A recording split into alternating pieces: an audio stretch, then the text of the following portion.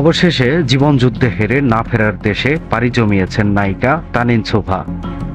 দীর্ঘ ৮ দিন হাসপাতালের আইসিইউতে থাকার পর মঙ্গলবার সন্ধ্যায় মৃত্যুবরণ করেন এই অভিনেত্রী। এদিকে তানিনের মৃত্যুর পর অনেকেই তার মেয়েকে নিয়ে ছবি পোস্ট করে বাচ্চাটিকে দত্তক নেওয়ার ইচ্ছা পোষণ করেছেন। আবার অনেকেই নানান গল্প সাজিয়ে প্যাকেজ বানিয়ে ভিউ বাণিজ্যে লিপ্ত আছেন।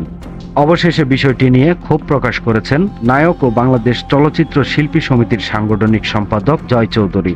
নিজের ফেসবুকে দেয়া এক স্ট্যাটাসে জয় লিখেন, একজন পাগলের কাছেও তার কন্যা সবসময় রাজকন্যা। আর তানিন শোভার স্বামী একজন ওয়েল স্টাবলিশ, সে তার পরিবারকে সুন্দরভাবে চালানোর ক্ষমতা রাখে। আমরা যেমন আমাদের সন্তানদের জীবনের থেকেও বেশি ভালোবাসি, তিনি তার কন্যা জান্নাকে জীবনের থেকে বেশি ভালোবাসেন। তানিনের স্বামী, মা, ভাই বোন জীবিত। তাদের সঙ্গে কোনো আলোচনা না করে মনের মাধুরী মিশিয়ে তানিনের মেয়ের ছবি ব্যবহার করে অ্যাডাপশনের পোস্ট দিচ্ছেন। তাদের বিরুদ্ধে আইনগত ব্যবস্থা নিতে যাচ্ছেন তানিনের পরিবার।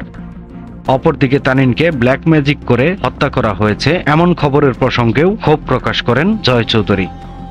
মাত্র 14 বছর বয়সে বিয়ে করে সংসার জীবন শুরু করেন তানিন শোভা। তবে সে সংসার সুখের হয়নি। একটি কন্যা সন্তান হওয়ার পরই সে সম্পর্কের ইতি ঘটে। মেয়েকে নিয়ে একাই জীবন পার করছিলেন তানিন। এরপর এক পাইলটকে ভালোবেসে বিয়ে করেন নায়িকা।